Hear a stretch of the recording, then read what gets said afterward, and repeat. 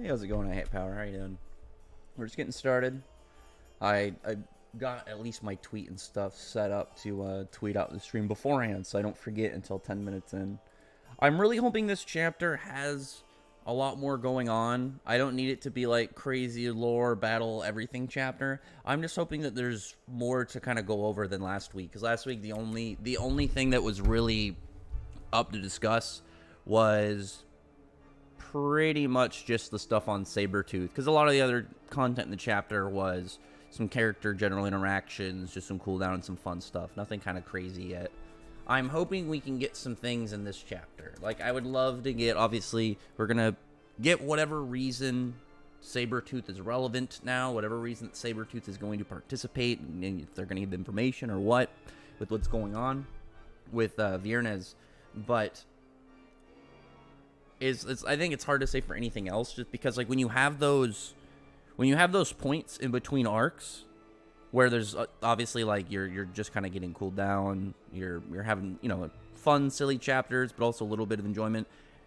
There's obviously a slow start to that, and it's like you gotta wait a minute for certain things to come out that probably aren't waiting, but also it's just like, either lack of or amount of talking about like content. And it's just last chapter obviously was again more of that kind of cool down transitionary period with like an ending with Sabretooth. So I'm hoping this chapter will have more for it. 5 of your favorite characters introduced in 100 Years Quest. 3 off the top of my head. I'll count 4. You know what? No, I'll go 5 because that's like 2 of them for sure, and then 1 is like, so it's like the 2 for sure, Suzaku and Selene, easily. Like that, both of them have been amazing characters. I think both of them have been really good since their introduction. Like Suzaku was doing really great. Once Suzaku cooled down, we got back to Selene. Selene was doing great. I've been really enjoying their characters in general. Third one would be Scullion. I really like Scullion. I think his personality is pretty cool. Like he has like a bad guy menacing bit to him, but it's like he pulls it back a lot, and he only lets it out sometimes, which I think is pretty neat. And then his design, his magic is really cool. I'll count Eleftheria, not because like I really like Eleftheria, but because I do appreciate the conversations and topics that his character has brought up since his introduction. Like, even if he doesn't end up being like some sus dude traitor, I like that it's something that we got to talk about. It was something that we, a lot of people are uncertain about, and it just builds more ongoing interest and activities within the series. And then the last one, I'd say Kyria, because Kyria being like the weakest member of Diablos, I think the only person that's weaker than her you can maybe say is like Nibiru. But Kyria is clearly like near the bottom of Diablos regardless. But her character, even despite like losing multiple times, has been really good overall, because we've seen all these different sides to her. She's actually performed pretty well. The only time that she like was getting smashed was obviously against Laxus, but that's not really fair for her. How's your 100 Years Quest so far? Overall, because it's like you got to kind of count it as a whole, I'd probably give it like 8.5 right now out of 10. The thing right now that 100 Years Quest I think is missing is like one, and I think we're waiting for certain parts. I think we needs like some really serious shit going on. Like one thing with the last arc, I had my whole theory that like Natsu's gonna go END and whatnot. It's like if it was all like some of the bits were set up for to get like a sudden serious kind of like shock encounter, stuff like that, where it's just like it like things that change up the board. Like you have everything going on, and then it's just something happens, everything's different now. You got to kind of consider your plan. Like for instance, Sirius Island. That was what Sirius Island did the best. Is every single time you thought things were looking good for them, and ended up, another thing popped up that got worse.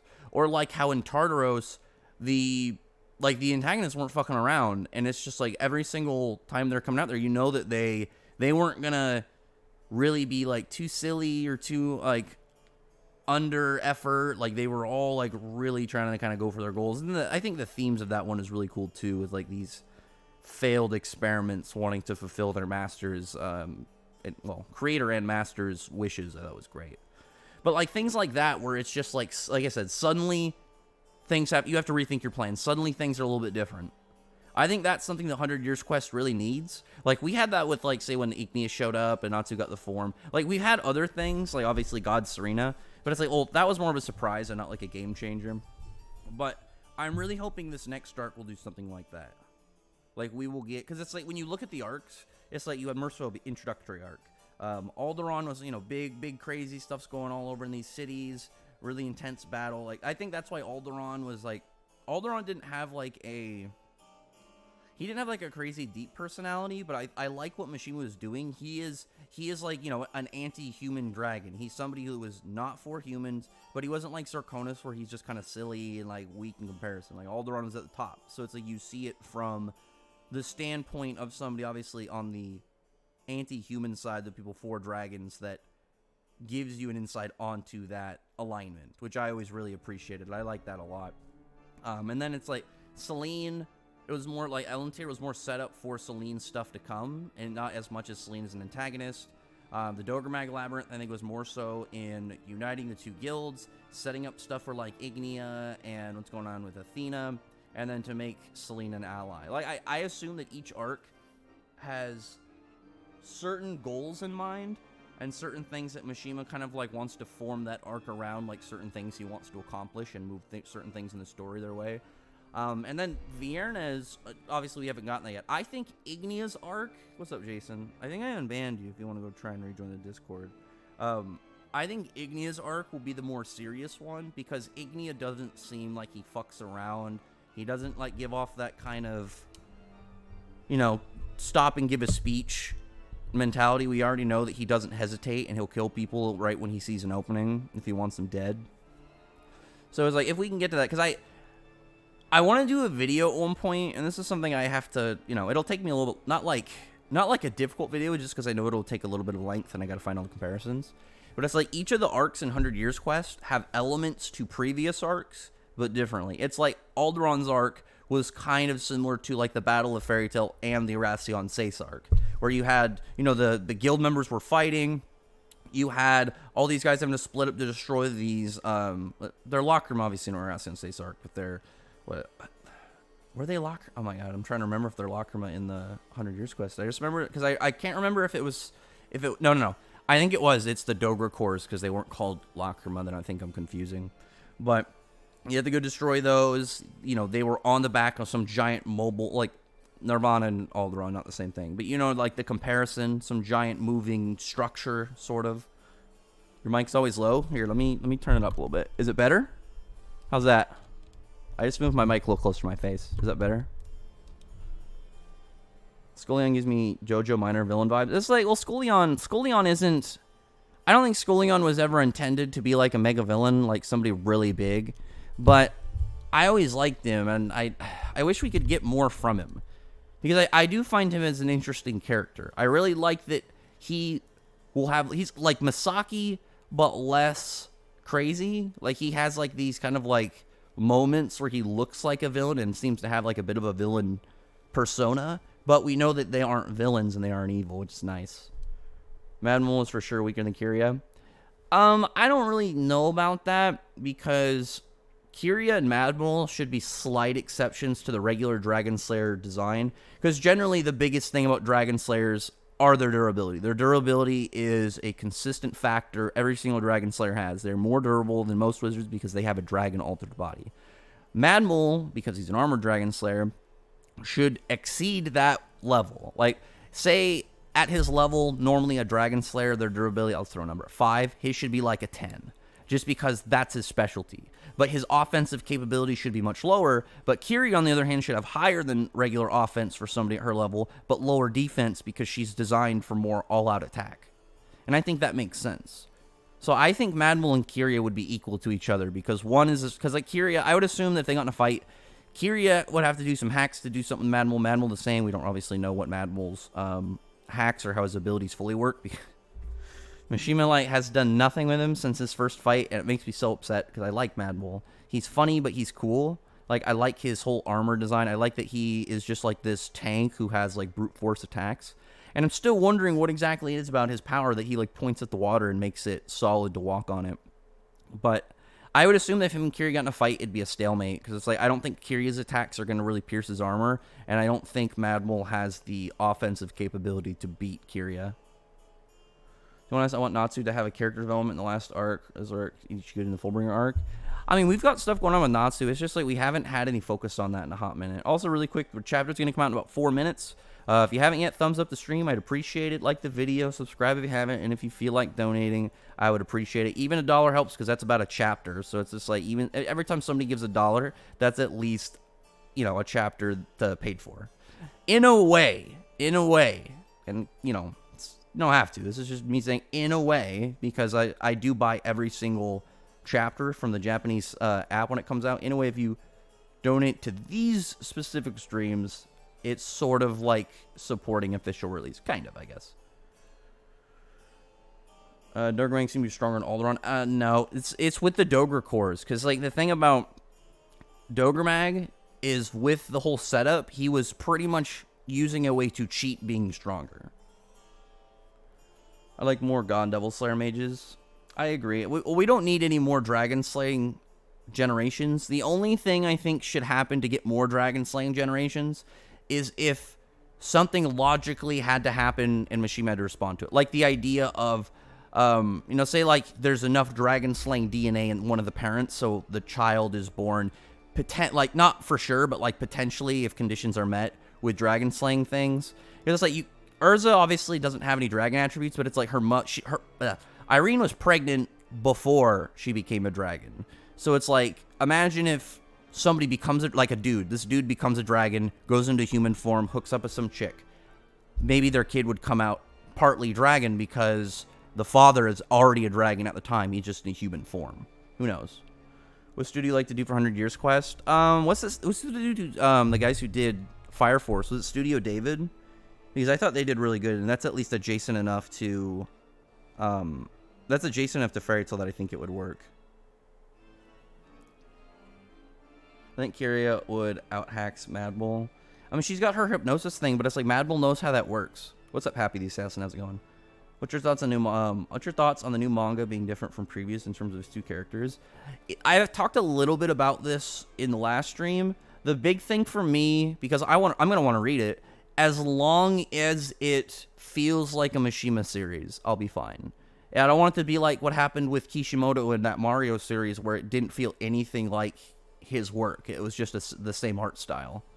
And I don't want that to be with Mishima. Like, I don't want Mishima to be like, I want to suddenly do a Sennin and be dark as fuck, and none of my characters are happy, and none of them, like, really get along. I don't want that. Like, and I've mentioned before, Mishima's best writing trait is character interactions and relationships. Easily. Mishima's characters, when you have them, do have like moments where they will have emotional scenes for each other, or something that clearly has reference and impact between the two characters and something between them. Like for instance, Juvia and Gray, like with the scene with Silver at the end of Tartaros. Because you know how their relationship developed all the way from just meeting to Gray being annoyed from her and not wanting her around to eventually caring about her, saving her, and like obviously being more fine with interactions further.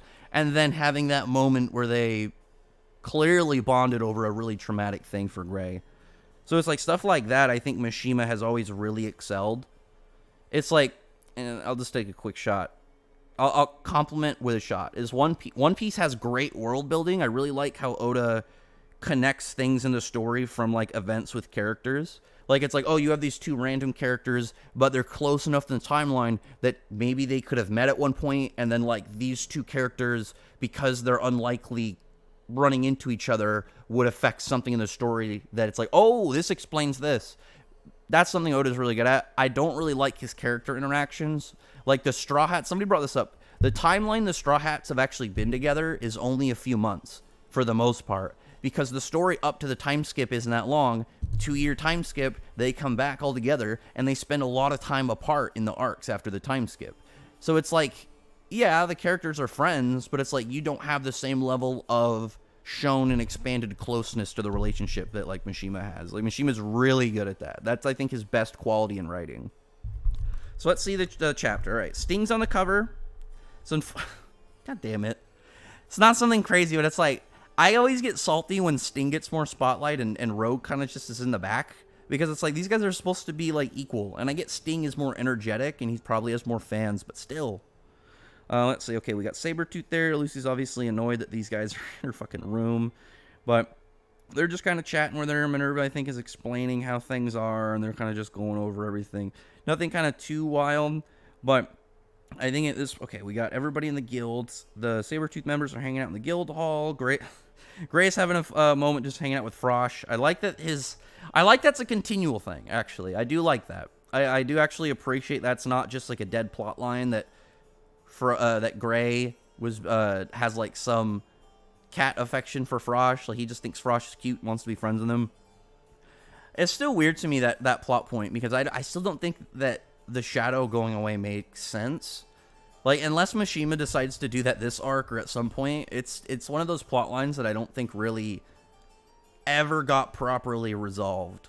And the reason for that is because the shadow is supposed to be with Rogue permanently. It's not supposed to be like, oh, because when Frosh died, this a spirit that was possessing him jumped to me or something. So it's like, oh, you prevent that from happening, it doesn't happen. The shadow should be with Shadow Dragon Slaying magic, or at least some form of mental problem that Rogue would have. So Gray not killing Frosh would prevent the point where the shadow takes over Rogue, but the shadow should still be there. And that was one thing I always thought was really weird. Dragon Stars in the future, if you use robot tech instead of magic. Well, I mean, at that point, that would count as 4th gen, because if you have a weapon with Dragon Slaying magic into it, that is 4th generation Dragon Slaying magic. Oh yeah, I'm not supposed to read the chat while I'm reading the chapter, just because I don't want spoilers. Also, real quick, I really appreciate it. I'll just do it one more time real quick. We got 16 people here, only 3 likes. I'd really appreciate if you guys can hit that like button at least a little bit more. So it's like, are they trying to join in? Or maybe they joined in on the 100 Years quest. Like, maybe they themselves got signed up and they're going to go, like, another guild. But then at that point, it'd be like, would Fairy Tail even want them with them, or, like, to mess with them while they're doing things?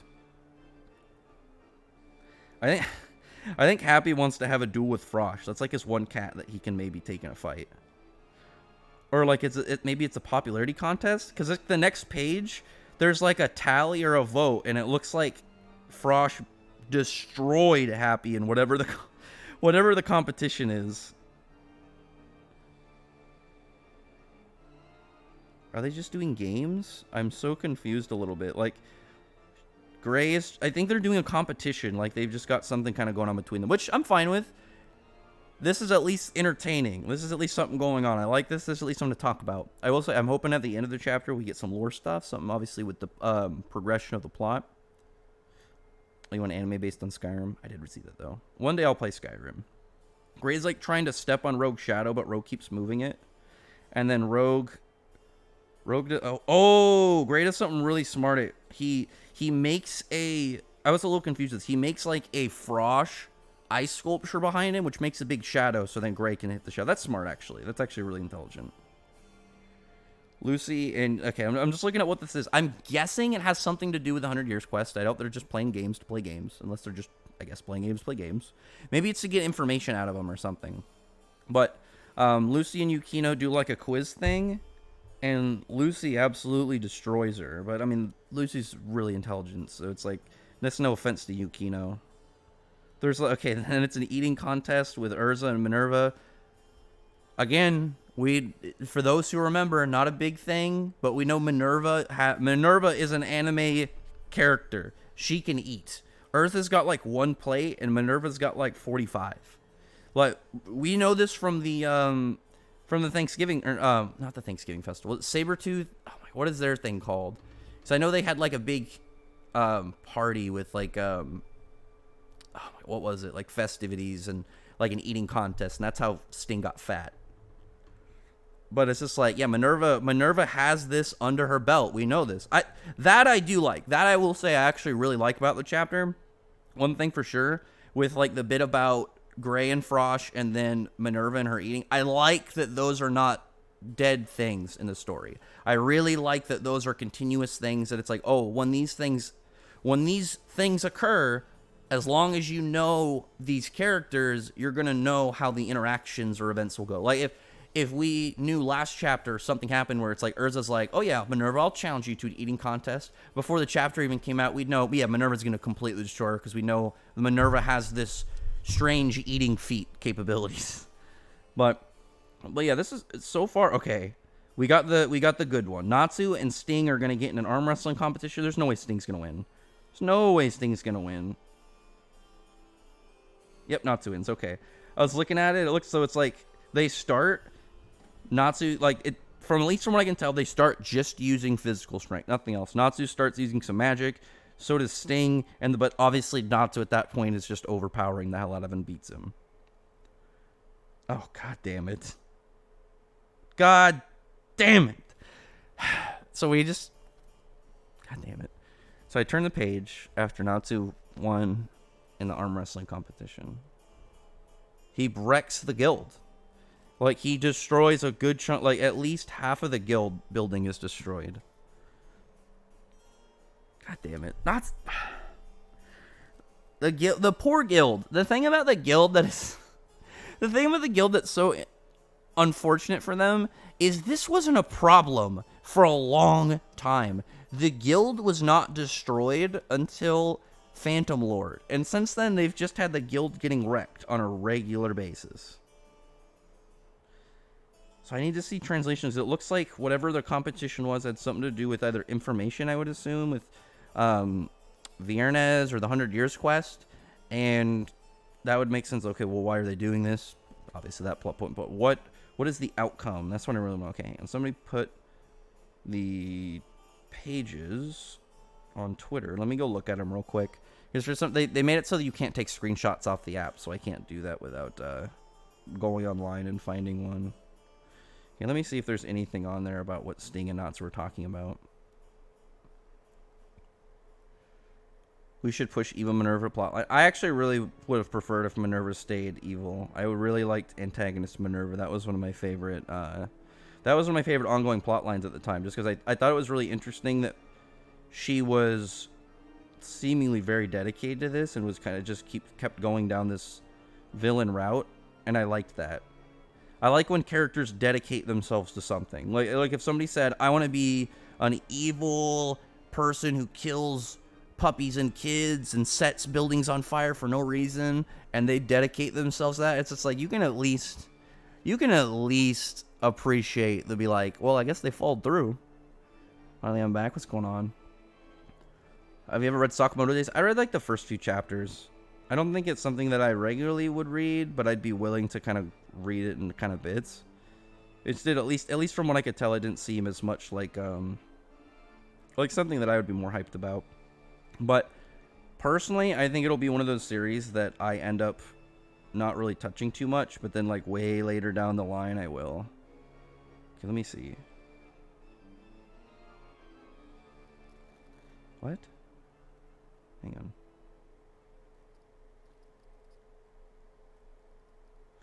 I gotta figure out what Sting is talking about, because remember what I said, like, there's usually, like, chapters like this end with, like, some plot-related teaser. Yes. This chapter is no different. Why is this no different?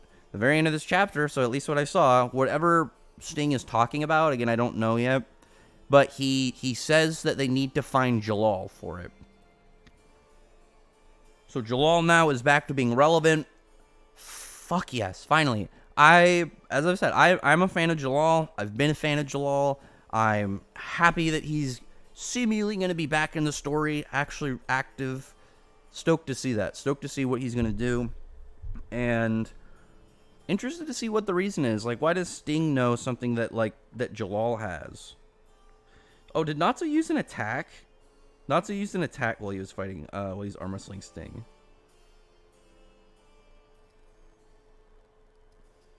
Oh, it's like a new attack, but it's like, I don't think it would ever be really that relevant. It's like Fire Dragon King's arm wrestling power or something like that. Nothing that, like, will probably ever be used again. It's just like one of those things. It's like, yeah, he went out of his way just to be a dick. Like, Natsu's, well, we know Natsu's a sore loser, though. We know that Natsu gets salty if he loses at something. Let me see. I just want to know what the competition was.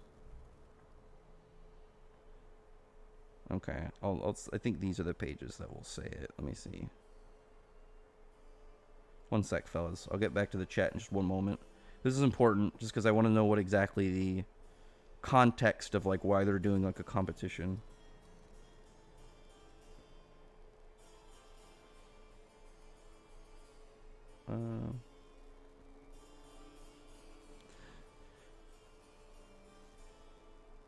So it looks like Sabretooth does in fact own some form of like record and record keeping place or library. I figured that would make sense because Sabretooth, the thing about Sabretooth, unlike Fairy Tales, we know Sabretooth really embraced being #1 and being at the top. So I think with the amount of money that they were making, it makes sense that instead of like where Fairy Tail, they have a small guild in a small town and they don't have anything crazy even though they're the #1 guild. But to be fair, we know that part of that is because they were constantly paying for repair bills for places that their members were fucking up. But Sabretooth, like, buying and maintaining luxury-like things for their guild, I think makes a lot of sense. I brought this up, I think, in the stream on Saturday, or it was last stream. But I think that does really check and line up. Let me see what else Sting has to say.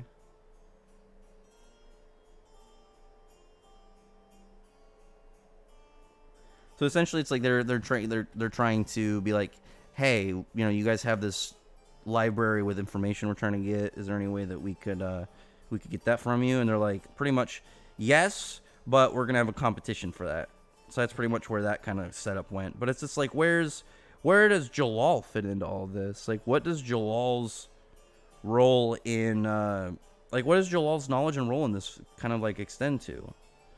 Because if it was like something with the council or some form of reason why, like one of the examples was like during the Doggermag Labyrinth arc, if Selene was like, oh well, we need to spice it up a little bit, let's get some more members from Fairy Tail, and it's just like you see Jalal just get his guild mark and then he's teleported over. Something like that was more of like what I thought he would kind of end up having occur for him to re-enter the story for active relevance. But if it's something to do with Fiernes or the Sabretooth's library, I'd be fine with it. Like, what if Jalal is there? Like, I think it would make sense, like, maybe Jalal already did this once before. Maybe that's why he went to Sabretooth early in the series, is he already had, like, ways of, like, going about information with them. So it's like, oh, yeah, I'll go talk to those guys. Those guys are cool with me. Where did you rank the Ryuzen and the Paladins? And the Ryuzen so far, meh. I like Ichika just because, like, she's the only one that's been, like, active as a character. And then, what's his name? Fujio, the cat healer guy. I think he's cool. I like his design, and I like that he's got, like, at least I can tell the instrument instead of a sword. I don't remember if we saw him with a sword. Either way, I like that he's, like, I like his design, primarily, I think. One thing about the Ryuzen, a lot of them, I don't like their designs. Like, the ninja guy and the monk dude literally are just monk guy and ninja guy. Like, nothing about their design really stands out. And then the strongest Ryuzen guy, I think, he just kind of seems like, hey, I'm the strongest just for the training bit, and then that's it. Like, he's not going to be relevant after this. I could be wrong, but at least as of right now, he just doesn't have, like, nothing about him seems like a lasting character. Like, he just jumped right down. I'm the strongest. Like, you're hesitating. I'm serious, and I don't hesitate. You need to learn. It's like, it just feels like he's crash coursing Asta, and it's just like, it's a little weird for me just because of that. It's not like he's incapable of becoming a character I like, but at least as of right now, it's just, I don't seem to really have any interest in him. The Paladins so far are cool. I really want to see some neat Paladins. So far, like, these guys just all have whatever their magic was before, with just spatial magic involved. But it's just like, ice spatial magic is just like, I can make ice apparently appear anywhere, which is neat, but it's just like, that's not that crazy. Imagine Minerva would join Spriggan, and we would have had Irene and Minerva versus Urza and Wendy. I would have loved that. I would have loved if, like, Minerva, it doesn't have to be that. It could have been Minerva was, like, Urza's mid of the arc opponent, her mid boss, and then Irene is her big boss. So it's like, you go through, think about it, it's like, she goes through Minerva. That's the fight where it's like, a limit break. She has to really push herself, do everything, and it's like she comes out on top. And then Irene is, like, the big struggle. Like, something like that. When will this arc properly start? I think that this chapter pretty much started it. I think that this chapter or last chapter pretty much started it, because the last chapter ended with plot and information that is leading into this arc, that goes with this arc. So I at least from what I would say, is similar to like how the part in Dramil where they were kind of just chilling and being funny, and then they get swooped into to Edelus. That's part of that arc. That's part of like the intro to that arc. So I would say the same thing about these last two chapters, because it's not like, if the last chapter was just funny and silly, I'd say this chapter was where it started. But because of the last chapter ended with the whole bit of Sabretooth, and clearly Sabretooth has relevance to this arc in whatever way, shape, or form besides their library, that I would say is like obviously like important to the ongoing story. When I remember the first chapters, Sting told Jalal he could join Sabretooth. Yeah, I remember he was talking about it. I was like, he's not joining Sabretooth. But I mean, like, I think that, I mean, but that's a good example as well, actually. I'll say real quick, because that shows that there should have been enough interaction between them that Sting would extend this offer. Hey, join the guild. I don't think it was just like, oh yeah, this blue guy that knows Urza and he's really powerful. Should my OC story start when I'd want him to start Serious Line, or start when I've started reading manga, start of the war arc? I just start whichever feels most natural for you. Imagine the next arc Cobra would be a member of Golden Hour Vierna's team. I don't think that would happen. Like, we know that he's cleared of his crimes and he just wants to kind of exist. He's got a girlfriend, man. He doesn't have time for that. He's hanging out with Kinana. He doesn't have time to go hang out with Gold Out. He's like, hey, my busty freaking snake poison girlfriend, how about I ditch you to go hang out with these dudes? Joel's not useless. What do you mean? Because it's like, the thing about it is that it's just goofy. Like, if you don't like Jalal, it's one thing, but it's like, calling him useless is a little silly, considering like Mishima has made it clear the whole series that Jalal is important. Jalal always has something come up that makes him relevant. Like, literally this chapter. Hey, we're doing stuff with Sabretooth. We're trying to find some form of books and tomes that give us information on these this ancient dragon god. And it's like, you know who has information on that? Jalal. So it's just like, damn, he's back at it.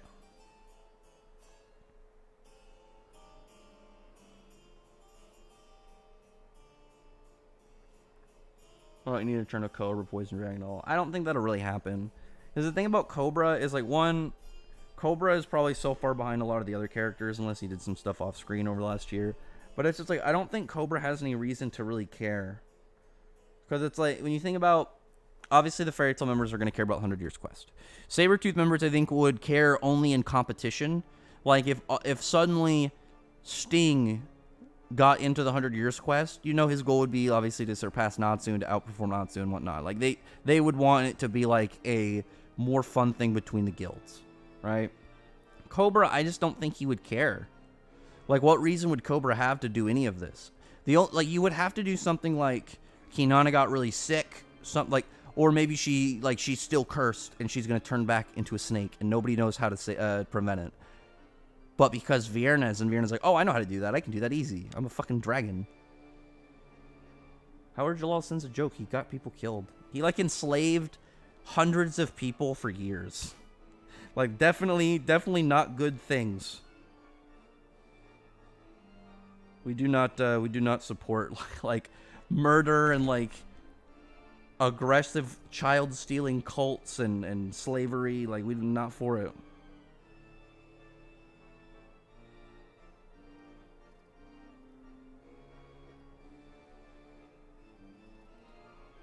One sec. Man, versus stuff with Jujutsu Kaisen makes me laugh because Jujutsu Kaisen fans, they get so upset when you bring up that the verse is slow. Like, Jujutsu Kaisen characters have ass speed feats. Like, they do not come remotely close to a lot of these other battle shonens. Like, they have some good hacks and good attack stuff, but it's like their speed is so low. Like, what is it? The Cursed Spirit Special Grade Naoya was like going at like Mach 4. Joel even defeat anyone one-on-one, not including Midnight. Joel usually like fights people in groups. But he did defeat Nineheart too, and he defeated Doom, or not Doom, he defeated Gears. And you can't really count Ultier's involvement because that's something that is pretty much an ability for all the adjacent people to Ultir, because that's not Ultir as a character. That is a personification of Ultir made up of Ultir's time that she gave up when she used Lost Ages. I think there had been a way too cooldown chapter.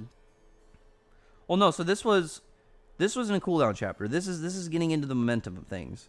The last chapter, I'd say, was the last real cooldown chapter. This was just getting into context of how they're going to be able to do X, Y, and Z things and to get the ball rolling for the current story. It's kind of like how, oh yeah, we were in Edelus, no fighting, no nothing, just character interactions. Oh, but we got to find out about Celine and stuff like that. It's like imagine like any movie where it's like crazy stuff happens, but there's like a part when like all these characters meet up and they kind of just chat. And they sit at a table and be like, what's the situation? That's kind of what this is to a degree, because it's just getting things laid out. It's saying, okay, this logically is what's going to happen. They want something from Sabretooth. Obviously, Sting is going to want to make it a competition. You had these general interactions that made a lot of sense. Stuff like, obviously, with Frosh and Minerva and her eating thing. So things all lined up and made sense. It's just obviously that, it was not a crazy moving chapter. Like I said, I actually really liked the character trait aspects that came up, because if Gray was just standing there and didn't care anything about Frosh, it'd be really weird. And then I do like this in general, that like Urza thought she was gonna be fine, but it's like Urza doesn't know Minerva's eating capacity, but we as the readers know. So it's like the second you see that's the competition, that's the thing that like is going to be what they go against. As long as you remember the bit at the start of Alvarez, like, well, I count the stuff like Avatar and stuff before that as overall Alvarez, unless you want to count it separately. Regardless, if you read that part where it's like they went to Sabretooth right before going over to Avatar and whatnot, it makes complete sense. If it's like, oh, well, I read this, oh man, it's true, she does this. So hitting stuff. I would assume most people that like actually do anything with the series would either be like, oh, I know what's gonna happen, or oh yeah. But it's just like there are some people that probably don't remember it all, but it's just like low effort people, whatever. And I'm down bad for Minerva C. I really liked Minerva. Like I wish so bad that I did videos like right when I like way earlier, just to get some of my opinions and stuff cemented in the YouTubes, because I was a big Minerva fan. I really liked Minerva when she showed up. At the time she was one of my top fairy tale girls, if not the top. I really I liked her design. I really liked her smug, mean face. I liked that she was a bad guy, but not a villain, because obviously at the time Sabretooth were antagonists. They weren't evil. And then like her magic was cool. The whole design of territory. It's like spatial magic with like extra perks. And I just really liked that. I thought it was neat. And then it's like she ends up, instead of being like, oh yeah, I learned my lesson, she ended up joining a dark guild. And then it's like she gets brought into Tartaros and turns demonic. And it's just like there were a lot of things going on for I really liked, and I wish Mishima kept that. I wonder what his reason was for like why he decided to switch his mind on Minerva, or if it's just like this is as far as he planned to get her to. See the Jujutsu Kaisen of My Hero chapters? Yeah, I read them. When Jalal in the story, he does nothing. Yes, he does. What are you talking about? Jalal's always up to shit. Like Jalal is consistently up to things like all the time. Like we had a year. Think about this. We had a year between Alvarez and 100 Years Quest. As far as we know, the main cast did not do anything crazy. They didn't do anything that was like movie or arc worthy. They probably, they went on adventures, I would assume, but probably more for like just making money, not for like the adventure craziness.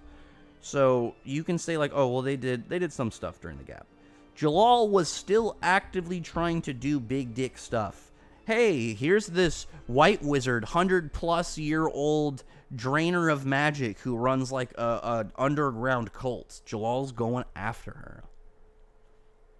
Jalal got the white wizard story going, which is ongoing. That is also true. We need to figure out who that is still. I'm hoping Mishima doesn't combine that with any of the dragon gods. The only way that I would like for it not to be a new character would be if it was Eleftheria. Imagine Damari and Minerva joining forces. That would have been really cool. Like, there would have been so much value to it. Like, I wish This is what I would have changed. This is just something that I've thought of and I would do differently. Out of the Spriggan 12, you take out God Serena, and you take out like maybe like Nineheart or something, and just slide that dude out of there.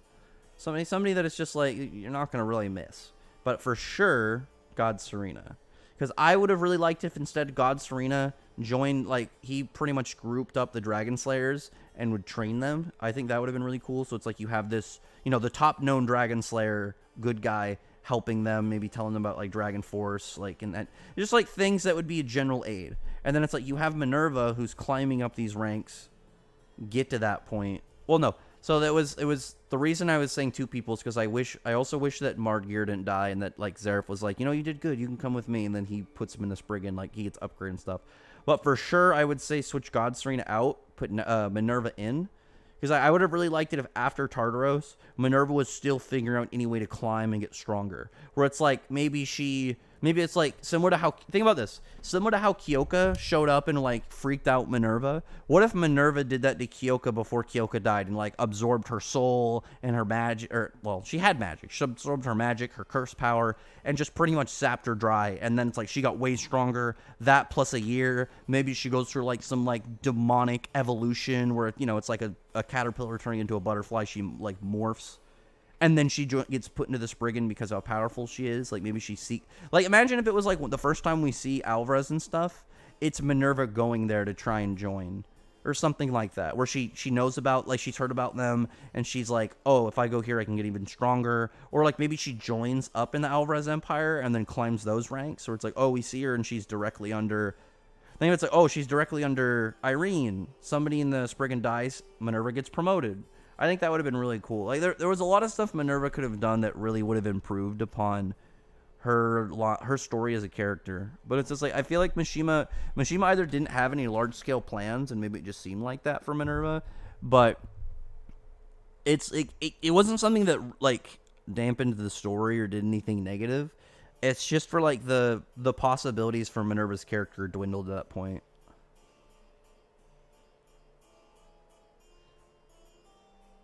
And Jalal and Urza are like a important like interacted couple, so obviously that's gonna be a big thing when they're around each other. It's kind of crazy that Lucy, Brandish, Aquarius, key storyline has been practically dead for 2 arcs. Well, it's not supposed to be a major thing. It's not supposed to be like some major ongoing event. It's supposed to be something in the background that is a thing.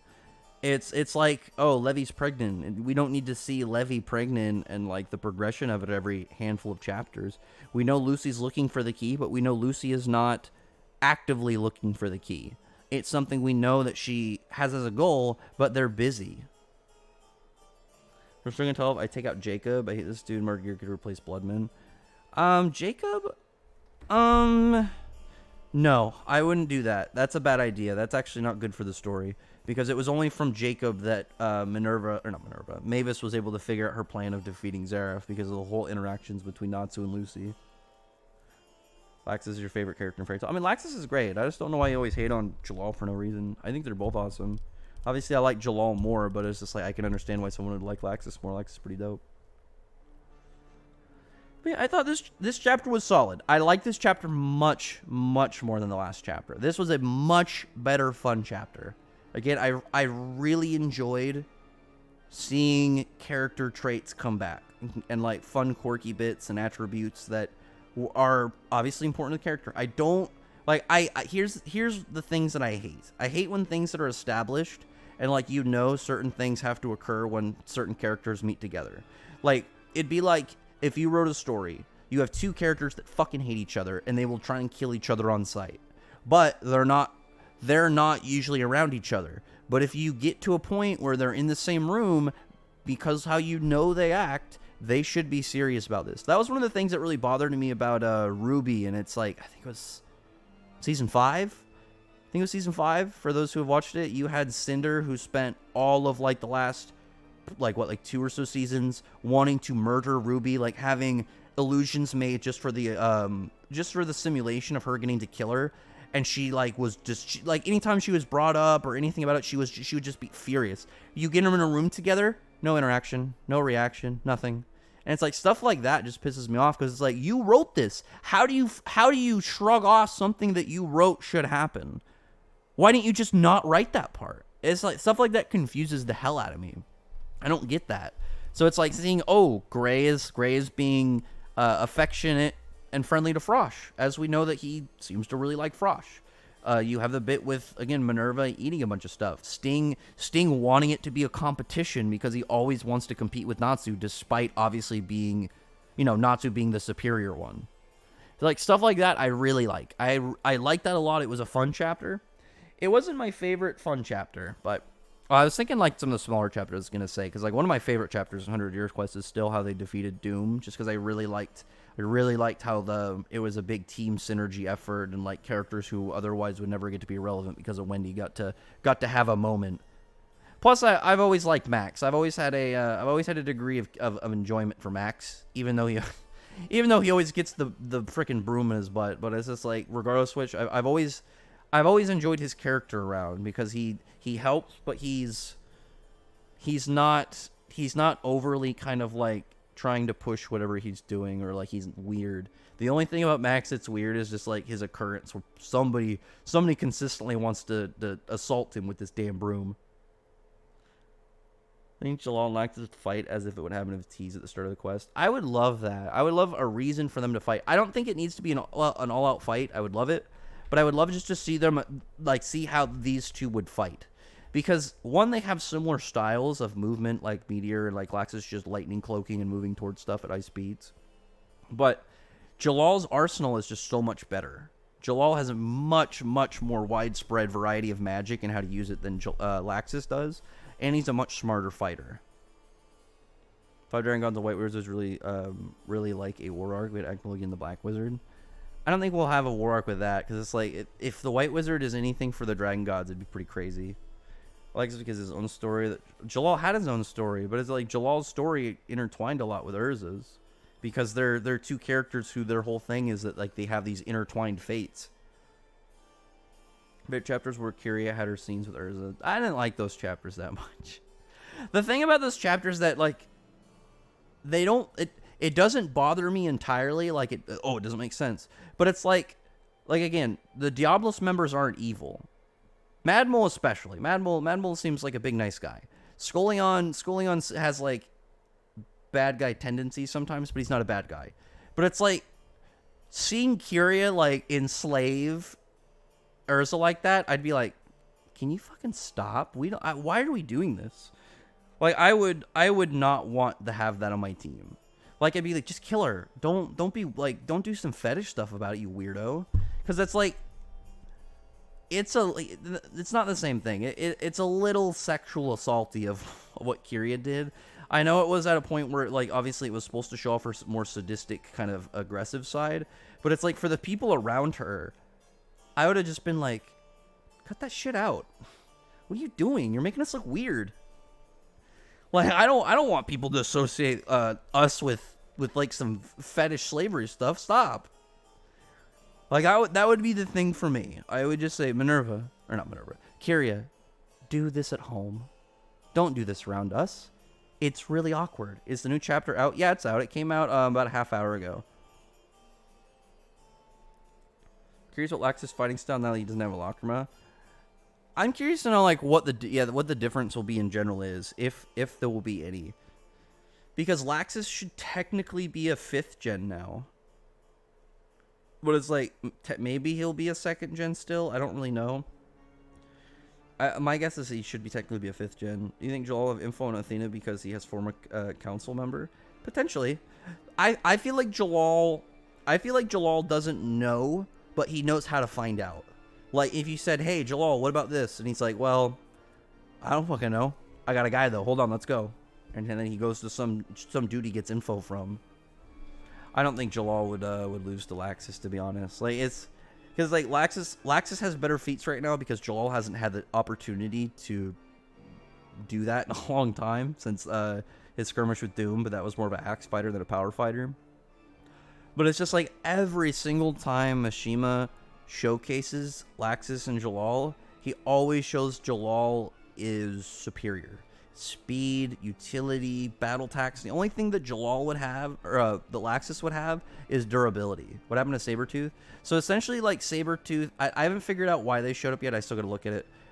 They showed up, and then Fairy Tail and them were, like, talking about trying to find stuff on Viernes, and they have a... Sabretooth's like, yeah, we have our own library. We keep all these records and books, but they wouldn't give it to Fairy Tail for free, so they're like, they had a competition to see... who would win, and if Fairy Tail would win, they would give them the information. It's like the way I say is it's a character. It's primarily a fun and character driven chapter because a lot of it has to do with like character traits and just fun interactions. Nothing insane, but like I said, definitely more so enjoyable than the last chapter easily. The last chapter had a little bits in there, Juvie and Gray interactions, a little bit stuff with obviously Sabretooth twist at the end. But I think this chapter much, much better at enjoyment. Like, I didn't read through it in 10 seconds like the other one. I'm into, oh, you like that stuff? I mean, that's fine if that's what you like. I just hope the next time Diablo's Guild shows up, they're able to use their Dragon Force without losing their sanity, especially stalking. I don't want that. I don't want that at all. I like that, because here's the thing. Dragon Eaters are like a fast pass for strength, because you're intaking part of that dragon's power. So it's not like, say I'll just pick your power is a 3. You learn Dragon Slay magic. You start out as a Dragon Slayer of a 3. Maybe it'll give you a boost and you get to 4. It's just like a general, you learned a strong enough magic that it gives you a general increase.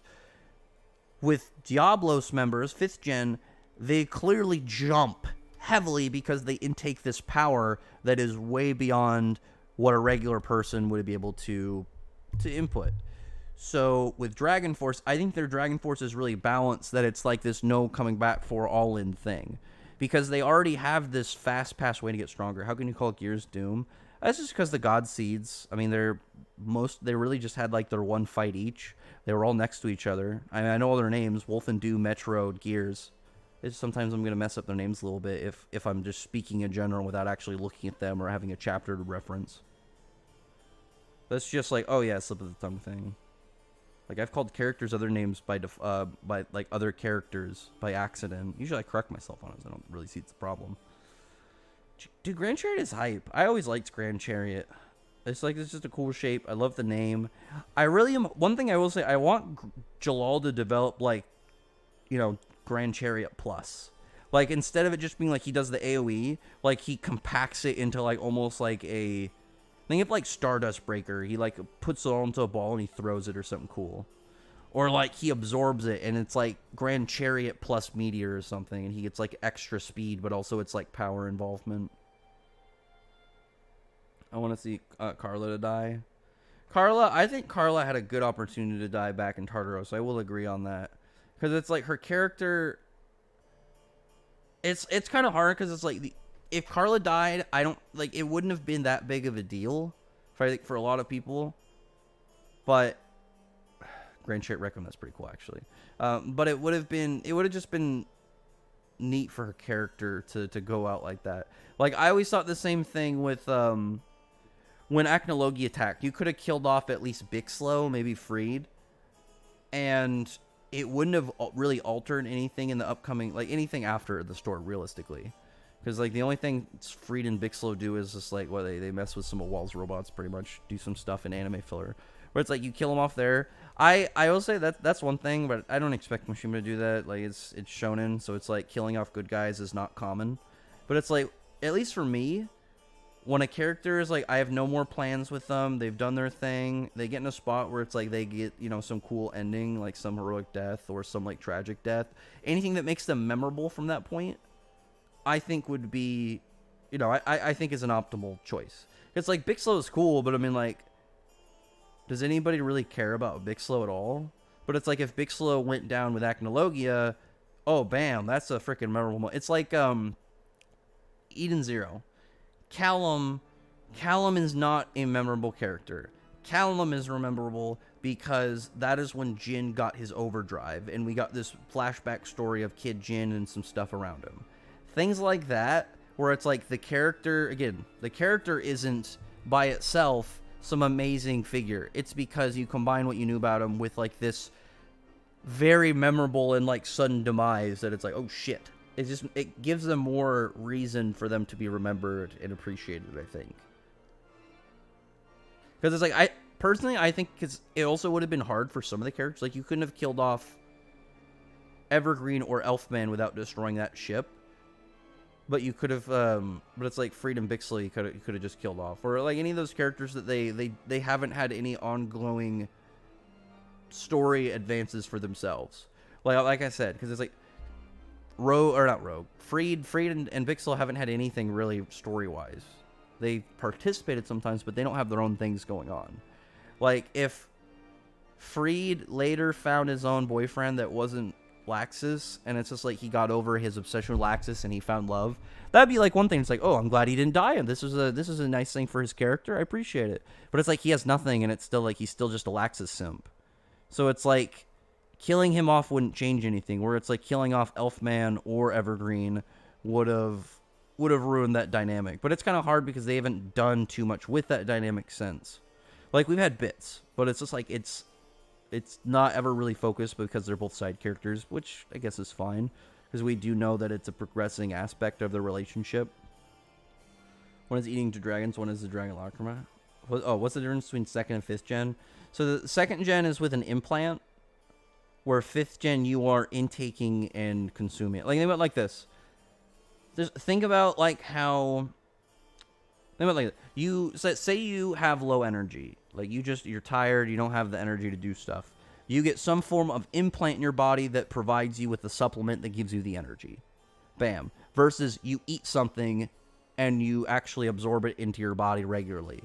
But it's like, once you absorb it through whatever medicine, it's permanent. Like, one is a running attachment kind of thing, where as long as it's in your body and you're drawing power from it, you have whatever, that trait is, whatever that Lacrima's abilities and magic are. Versus the Dragon Eaters, where they're taking in the power and it's permanently altering them, and it's something that is now, something that makes up how they're pretty much built. Do you think Yukoni has Stardress? Oh, Yukino? No, I don't. I do not think Yukino has Stardress. Bixlo is too relevant for his death to be big. It's not that, but it's not that, oh, they're big, important characters. It's like the sudden... It's like the thing you pair up their demise with. You wouldn't remember Bixlo for all his character and story and stuff, but you would remember Bixlo of, oh, the guy who got chomped to death by Acnologi. Like, he got smashed into a puddle. Like, Georg is not going to be remembered for his character or anything that he actively did. He's going to be remembered because he pissed off Celine and got frickin' turned into a puddle. People are going to remember that because of the scene. They're going to remember, oh, this happened and it resulted in this to this character. Beyond that, it's like they don't... It has nothing to do with the character themselves, but it's the events and stuff that they're associated with. I mean, any celestial spirit user has the potential to use Stardress, but you have to clearly get to a certain level of power, and I don't think Yukino is at that level of power.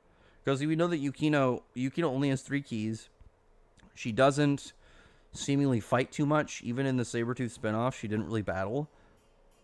Like, she seems more kind of like their guild's Mira Jane more than anything else. Like, she's glue that kind of helps keeping things going along.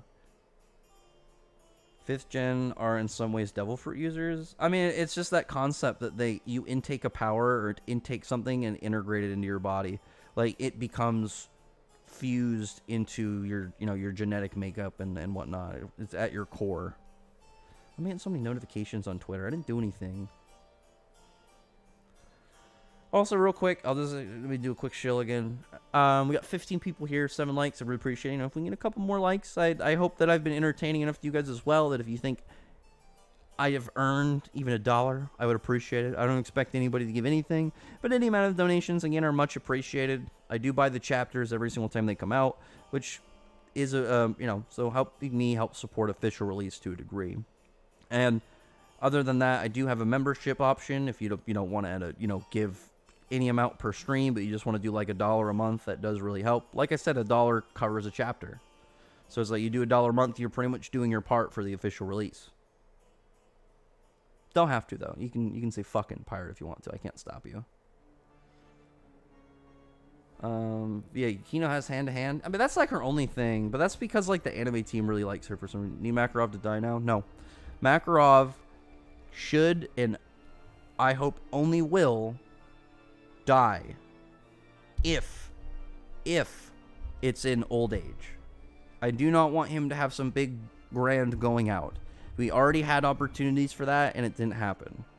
Reasons for that, obviously, but at the same time, don't do it again, because you already had... Like, I don't think that Mishima can have a better death for Makarov than either the Acnologia fight or him using Fairlawn Alvarez. I don't think Mishima can put him in a better spot for his character and events in the story that would give Makarov a more satisfying death. I think Makarov's best death is comfortably in the guild, like either in his chair, sitting up on the bar, or like in bed. Like he needs a peaceful old man's death. I did a video on it. Makarov has suffered a lot of shit his whole life, and the only thing that's ever really been there, like not obviously like individuals, but it's like when you think about him growing up, the thing that's always been there has been the guild. So the guild legitimately has been his family and has been what shapes him, because he was born in the guild. He grew up in the guild. The guild was the life that he was put into from the start. Imagine Hades and Raytheon are drinking in Beta Heaven. They're fine. Well, no, Beta Heaven isn't the actual afterlife, because Beta Heaven is like your own personal limbo, and everybody you see there is made up from your own perceptions and aspects of like how you view them. Man, it's about entertainment. I mean, yeah, but that's the thing, though. Like, I'm not... Here's the thing. Obviously, I do videos and stuff where I'll explain things in Fairy Tail or, like, do reviews and whatnot. You know, that... There's a degree of value to that. Like, if somebody's like, man... like, I gotta finish the Dragon Slayer video, I'm gonna upload it. But it's like, somebody's like, man... This guy doesn't know what he's talking about with Dragon Slayer Magic. I wish I had a video that would explain how Dragon Force works. Oh, bam, cool. I provided a decent use for this random guy. But it's like, other than that... It's about entertaining the people that show up. It's like, are my videos interesting enough? Are my streams well enough that you're intrigued enough to watch? It's like, that's a big thing. Like, the big thing about obviously like streaming is you want your viewers and listeners to be entertained. You want people to be like, you know what, I can listen to this guy. I like put him in the background and just listening. Like, I'm not the most interesting guy, but I've said before, the goal is for it to be like, oh man, I've got to do these dishes, or I got to do these chores. Oh, Rax is streaming. I'll put him in the background and just kind of chill. You know, stop every few minutes to like put someone in the chat or ask a question or something like that. That's what I like. I really like. I don't like believe at any point I'm gonna be like blow up and become like a big YouTuber. Maybe if I get back on the grind for Fairy Tail before the anime comes out, and I'll just get lucky with like a resurgence of the fandom. But it's like, besides that, I just assume it'll be pretty much where I'm at right now. And it's like, I'm fine with that. I just like talking to people. I like chatting about the series. So any time that I can, you know, again, entertain people that want to listen to it while we talk about the series, it's like a big win. It's a big plus. I'm gonna incarnate Eden Zero. I would love to see a part where it's like, I would love it. Here's my ideal Makarov cameo in Eden Zero. There's like a part where they're just somewhere, and then like we needed a distraction, and it's like you just have this old guy. It's pretty much Makarov. He's like, shit, my heart, get my pills, and he's like going into some cardiac fit. He's like, not today, Satan, and he's like, I've beaten before. I'm a beating. It's one of those things where it's just like this fucking old man. This shit happens to him all the time.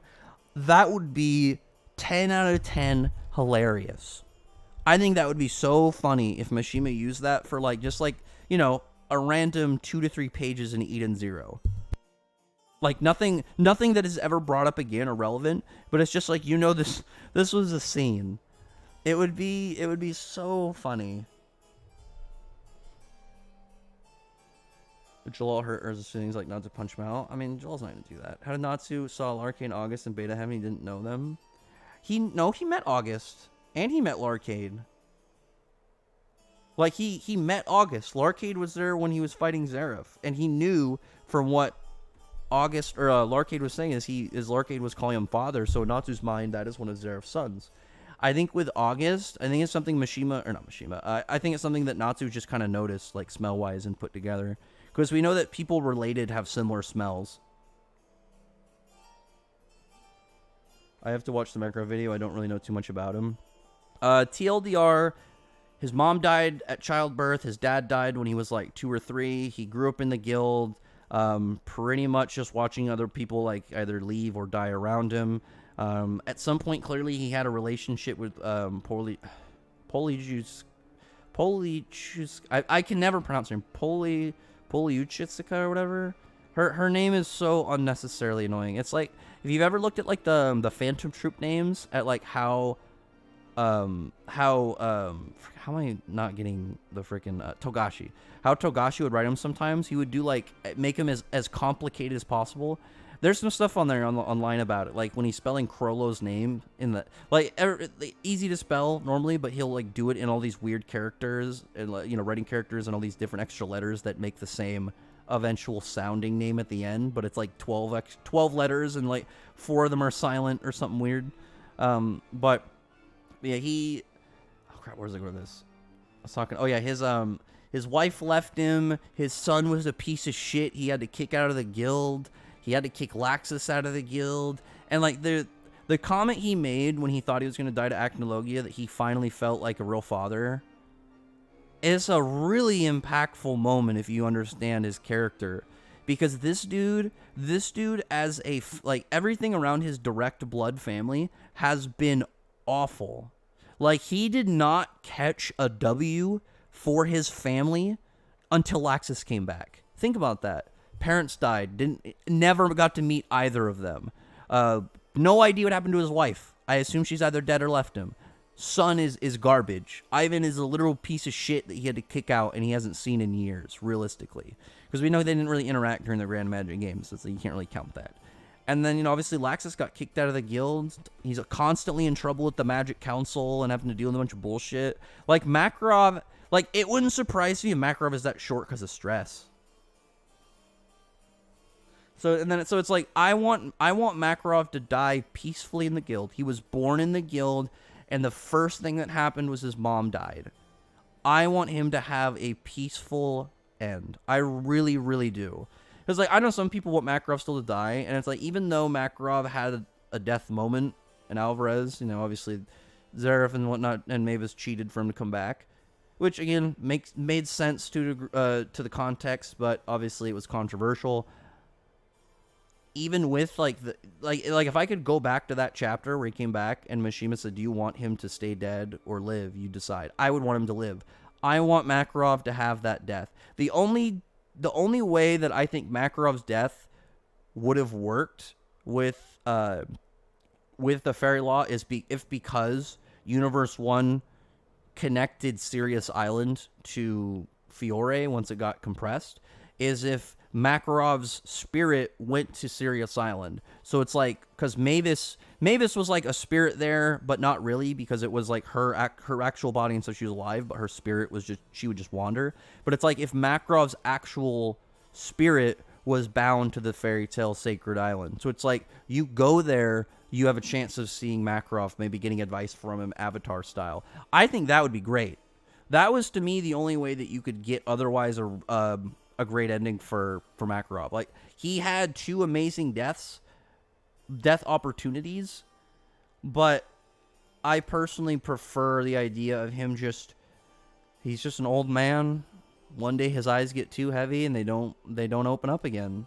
And it's like sad, but it's like, if you think about it, dying of old age, just like, obviously, like, you get, your body starts to get decrepit and weak, but it's like you die like with, joy in your heart, knowing that you made it to the end, but also like he would know the status of his guild. He would know that people are okay. It's not like, think about this, with Acnologia, though he could think he saved them, there's always that possibility that, like, before he died, I hope they got away, but you have no idea.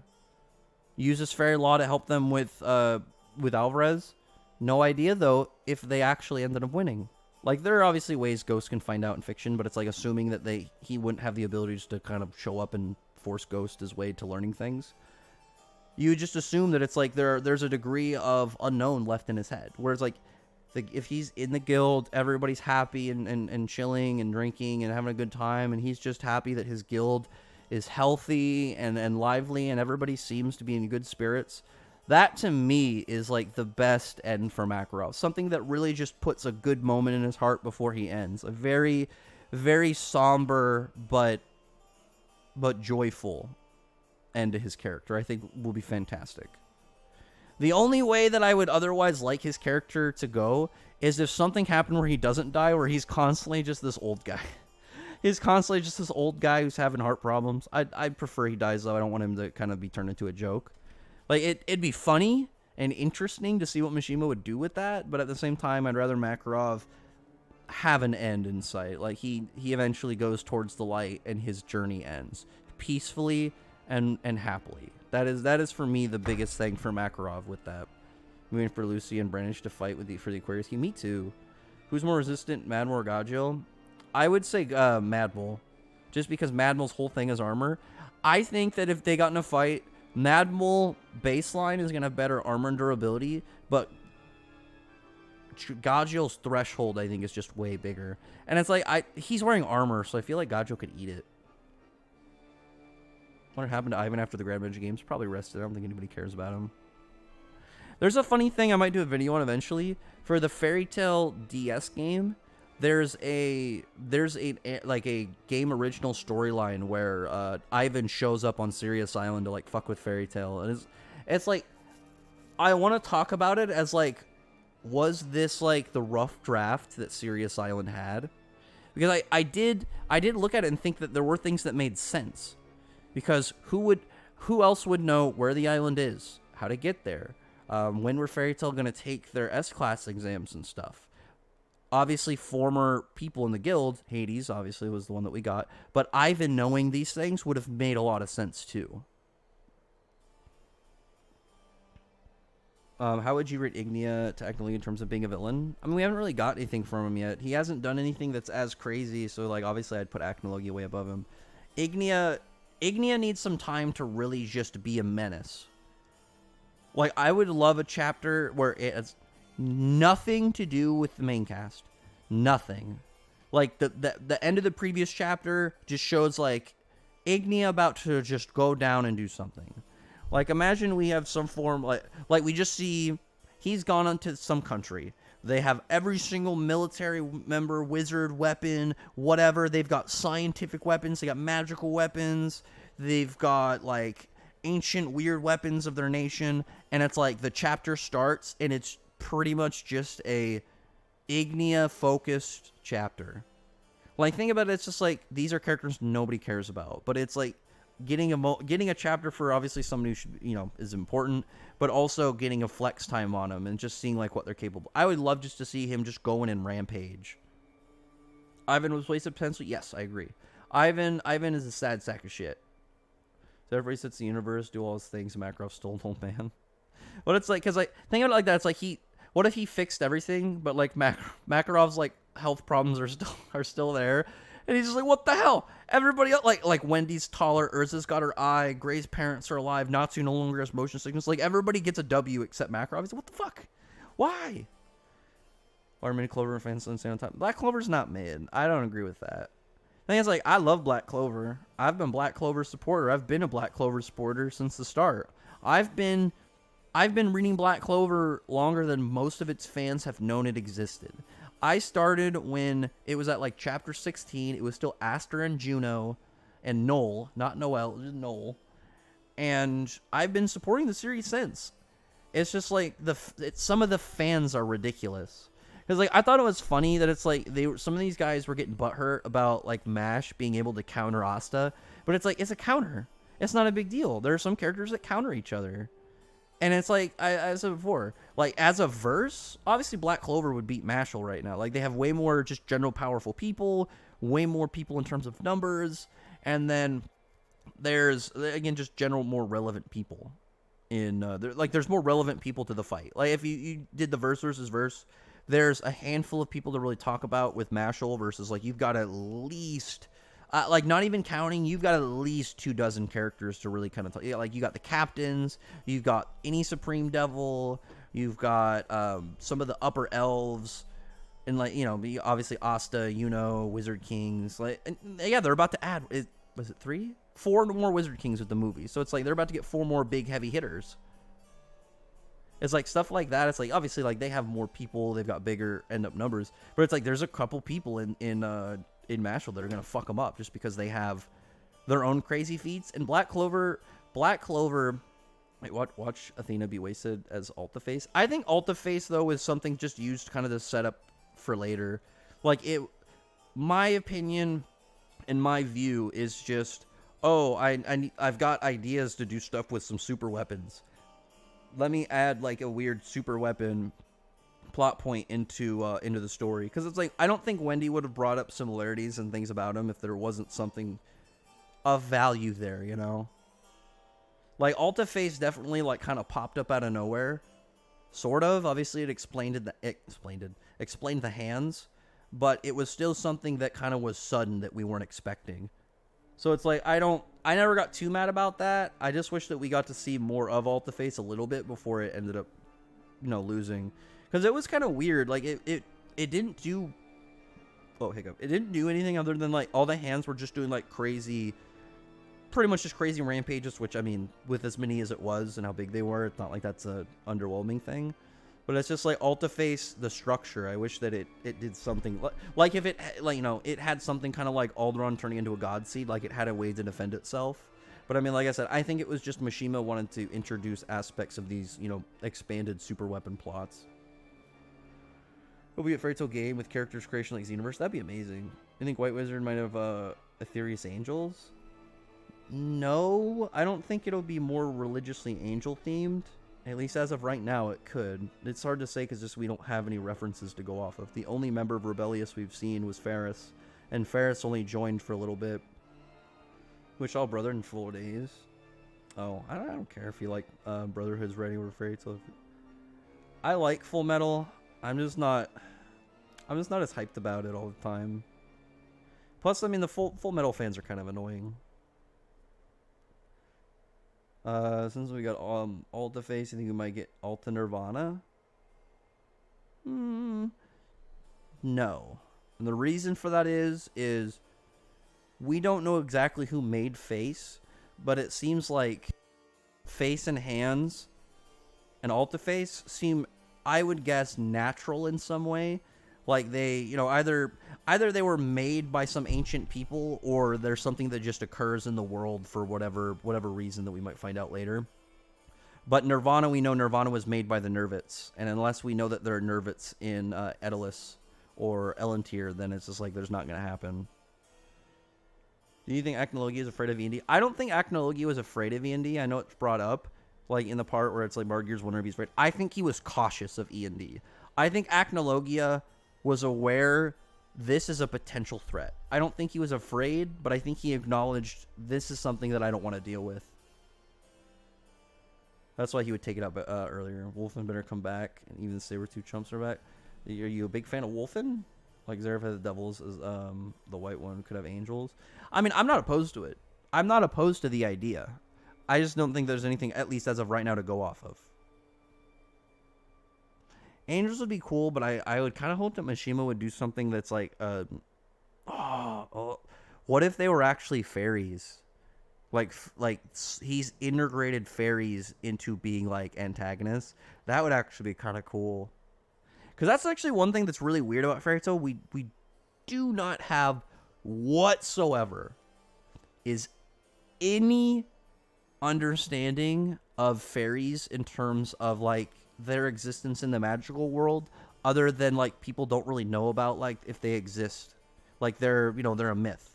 But we know as readers, we've seen fairies, we've seen that they exist. I don't think you can count the Zera one, but we have. Oh God, I'm trying to remember what I think it was in oh my God, was it in Zero? I know we see at one point a fairy. Oh my God, if you count Zera too, but it's like, are they just rare sightings or are they powerful? I think that would be awesome if it's like we finally get to see some fairies and it's like fairies are actually really powerful within the series. Like these are, it's like, oh, well, why do you think that they're not around? Is like they're threats and they're really big, but they keep to themselves kind of thing. I think that would be really, really neat.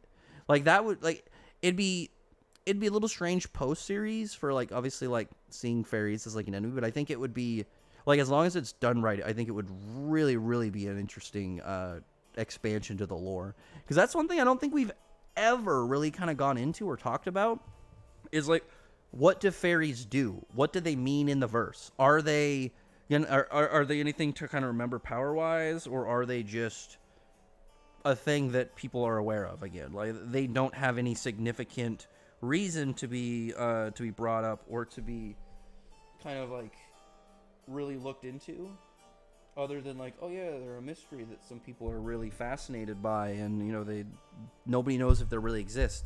Which I do like. I do like the idea, though, the concept of in a fantasy world, there are things that to them are fantasy and story. I've always thought that was really neat. Endless plus Ankh-Song plus Mother versus Mashimir. Well, Mashimir should win because in the context of him, he created all those, so he can get rid of them. How can Actologia kill other dragons, such as Igneel, but when they were alive, full power, but then somehow lost an arm to already dead, low power Igneel? He wasn't taking him seriously.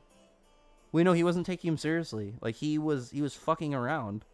Like, one thing that is brought up, too, once we see him in, once Urza sees, not full Acnologia, just human Acnologia, and we know that there's a gap between human and dragon form, but, Urza said that the Acnologia there was more powerful than where he was on Sirius Island. So it's like, if Acnologia in his human form at that point was outputting more power than we had seen with his dragon form at the other points, very, very clearly holding back. That's a big, big gap back if like his human form is able to outperform what we saw of his dragon form. Because, for instance, we saw Celine. Celine used the same spells in her human form versus her dragon form, and they're very, very much large gaps. Fairies could be the next level in the food chain, like Pillar Man or Chimera Ant. Yeah, that'd be really cool. Like, imagine it's like they are essentially the powerful humanoids, like magic species of the series. It's like Black Clover has elves and devils. Devils are closer to more, monstrous, kind of like how dragons are. But it's like you have like the elves and stuff. But it's like it's just a adjacent enough different species, but because of their existence in the verse, like it's an easy jump for like crazy power levels and stuff. That'd be really neat. Not like for they're doing feats everywhere, but talking about like how fairies are in the verse, like similar to how again in Black Clover, elves, like there are humans stronger than elves, but on average an elf is way stronger than a human. So you do the same thing with that with fairies, where it's like the fairies are powerful just because of their species, and then you could have some that are powerful in comparison to them. Like you have say like fairies in general, like they're around low Spriggan level. Like a fairy shows up, it's essentially like about as difficult as Lucy fighting Kyria. Like it's like for her that was a rough one. Where it's like then you have I'm one of the big fairies. I'm one of three. They can fight against like Natsu and Suzaku and like people at that caliber because they're the peak for their species. It's like how the members of Gold Owl are, they just showed up. Well, we only have the two, but it's like I would assume the Signario sisters and their guildmaster are going to be powerful, in comparison to relevant characters. But it's like they're the top of their branch for alchemy and on the continent.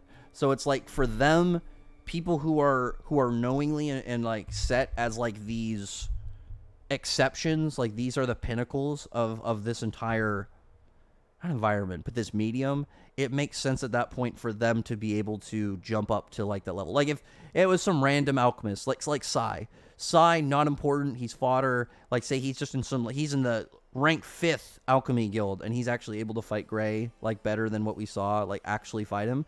It'd be like, what? You'd be confused because it's like, how is somebody at this big one?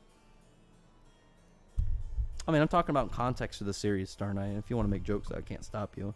But it's like, I think that'd be really cool. I think it'd be pretty badass. It's like you get to the fairies, and at one point you get to like one of the top fairies, and they are actually big dick relevant of like fighting characters and magic and capabilities. Because one thing actually that would be really cool when you think about it, dragons can use magic. Magic is not their primary thing, and it's not it's not the regular thing that they specialize in. Demons do not use, or they use curse power, but they can use magic. What if the magic excelling species of fairy tale were the fairies? It's like, oh, well, fairies are just more in tune to the flow of magic and the ether nano in the air and the environment, so they're able to just intake and be more powerful regularly. Sai? I mean, Sai in Fairy Tail was he's like a throwaway character. Like, the only thing I can see Sai doing going forward is getting beat up. Anyway, I'm going to call it good here. I hope you guys have had at least, like I said, mildly entertaining stream. This one was not a crazy chapter. I know some people aren't going to like this one as much as I did. Like I said, I really liked the character trait interactions and the fact that things like, again, Gray and Frosh, Minerva eating bit, Sting's competitive nature against Natsu. I like that all these things came back because these characters are in a scenario where, because of how their characters and stuff have been established, they have to interact in specific ways. Like, again, if Gray just didn't pay any mind to Frosh and was doing whatever while he was at the guild, it would have just been confusing because this is something established that he has, is he really likes Frosh. He just has an affection for Frosh because Frosh is Frosh is a cute little frog cat. I mean, he's a green. I always thought it funny that like Frosh is a green cat, but his frog suit is pink. But regardless, yeah. But anyway, other than that, I hope that I hope you're in the next Clover stream with Josuke. I will try. Josuke's been busy. He's had a lot of like, obviously, like stuff with like real life. He's been working hard. He's been on that grind. But hopefully he'll be more freed up soon. I talked to him for a little bit the other day. But anyway, other than that though, I'll talk to you guys later. Like I said, we'll look for the actual chapter probably later today, and we'll start to kind of like look at getting things set up and established for the rest of the things to come. I'm going to upload my Dragon Force video later today because we don't know if the chapter's going to be out. It's more of an explanation. It's not anything like super in-depth. It's more of just me kind of like talking a little bit about Dragon Force and like how it works, an easy way to compare it to understand like how it works versus like the normal dragonification process and stuff like that. But anyway, other than that, yeah, I'll talk to you guys later. I will probably, let me think. I'll probably do a stream later this week. I'll do like a versus stream. We'll do something fun like that. Because I think what I want to do is I want to start doing one where it's like I pick at least like 1 to 3 characters every time I do one of these. And it's like people can say, oh, well, what about this character versus that one? And it's like they have they think of characters to talk about that they want to put in against one of the ones that I picked. Like if I said Kiria and you were like, well, okay, well, I want to know who would win between Kiria and Zoro or somebody, and then I would kind of talk about that. But it's like, yeah, somebody like, who would win between Kiria and Arthur? Like full in delusion mode Arthur from Fire Force. And be like, oh, okay, well, spore Kiria. Kiria might, well, no, I don't think Kiria would fall for him because like Arthur's like short and he's not as much eye candy to women as I would assume with Laxus. Like, I assume with most women, if you put Arthur and Laxus next to each other, they're going to go with, like, the 6'5" jacked badass guy versus, like, Arthur's cool, but not the same. Heavenly Body Magic video win. Maybe soon. I do like Heavenly Body Magic. I might do a video soon on, like, I kind of want to do some on, like, videos on, like, why you should read and, like, do small series again. Because I do want to get more people to read Mashle. It's really fun. I felt bad that some people haven't been reading this last arc. Legit, it's been the most fun in Shonen Jump for, like, the past 30 or so chapters. Super fun. Like, Doom is outdoing every other antagonist right now that I've been reading in Shonen Jump.